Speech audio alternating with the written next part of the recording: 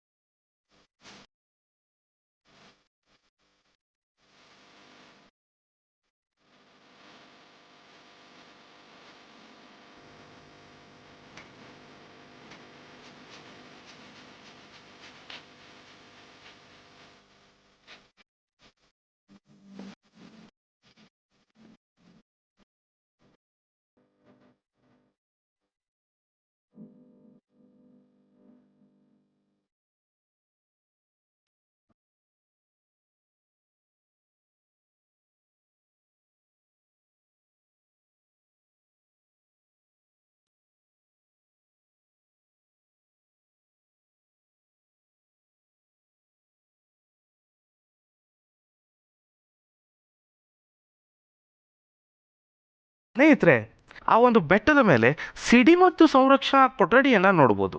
ಒಂದು ಕೊಠಡಿ ಇದೆ, ಕಲ್ಲಿನ ಕೊಠಡಿ, ಸುತ್ತಲೂ ಕಲ್ಲಿನಿಂದ ಮಾಡಲ್ಪಟ್ಟಿದೆ. ಹಾಗೂ ಮೇಲ್ಛಾವಣಿ, ಅದರ ಮೇಲ್ಛಾವಣಿ ಕೂಡ ಕಲ್ಲಿನಿಂದಲೇ ಜೋಡಿಸಲ್ಪಟ್ಟಿದ್ದು. ಭಾಳ ಕೂಲಾಗಿರ್ತದೆ ಒಳಗೋಗಿ ಬಂದರೆ. ಮೊದಲು ಇಲ್ಲಿ ಸಿಡಿಮದ್ದುಗಳ ಸಂರಕ್ಷಣೆ ಮಾಡಲಿಕ್ಕೆ ಈ ಒಂದು ಕೋಣೆಯನ್ನು ಬಳಸ್ತಾ ಇದ್ರಂತೆ. ಒಂದು ಹಳೆಯ ದೇವರ ಗುಡಿಯನ್ನು ನಾವು ಕಾಣ್ಬೋದು.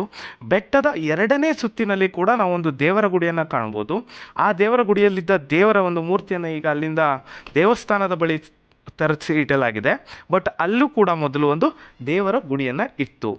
ಈ ಒಂದು ಚಂದ್ರಗುತ್ತಿಯ ಕೋಟೆ 4 ಸುತ್ತಿನ ಕೋಟೆ ಅಂತ ಹೇಳ್ತಾರೆ. ಅಂದರೆ 4 ಬೇರೆ ಬೇರೆ ಮಟ್ಟದ ಒಂದು ಕೋಟೆಯನ್ನು ಹೊಂದಿದೆ. ಹಾಗೂ ಇಲ್ಲಿ ನಮಗೊಂದು ಕೆಲವೊಂದು ಸ್ನಾನದ ಕೊಳಗಳನ್ನು ಹಾಗೂ ಈ ಸೈನಿಕರ ಒಂದು ಕೊಠಡಿಗಳನ್ನು, ಕಲ್ಲಿನಿಂದ ಮಾಡಲ್ಪಟ್ಟ ಕೊಠಡಿಗಳನ್ನು ನಾವು ಹಾದು ಹೋಗುವ ದಾರಿಯಲ್ಲಿ ನೋಡ್ಬೋದು. ಈ ಕೋಟೆ ಬಗ್ಗೆ ನಾವು ಸರ್ಚ್ ಮಾಡಿದ್ರೆ ನಮಗೆ ಭೀಮನ ಹೆಜ್ಜೆ ಅನ್ನುವಂಥದ್ದು ಒಂದು ಬರ್ತದೆ. ಈ ಭೀಮನ ಹೆಜ್ಜೆಗಳು ಅಂದರೆ 2 ಗುಂಡಿಗಳಿವೆ. ಈ ಗುಂಡಿಗಳನ್ನು ಆಗಿನ ಕಾಲದಲ್ಲಿ ಆಯುಧಗಳನ್ನು ತುಕ್ಕು ಹಿಡಿದೇ ಇರಲಿಕ್ಕೆ, ತೈಲದಲ್ಲಿ ಮುಳುಗಿಸಿಡ್ಲಿಕ್ಕೆ ಆ ಗುಂಡಿಗಳನ್ನು ಬಳಸ್ತಿದ್ರು.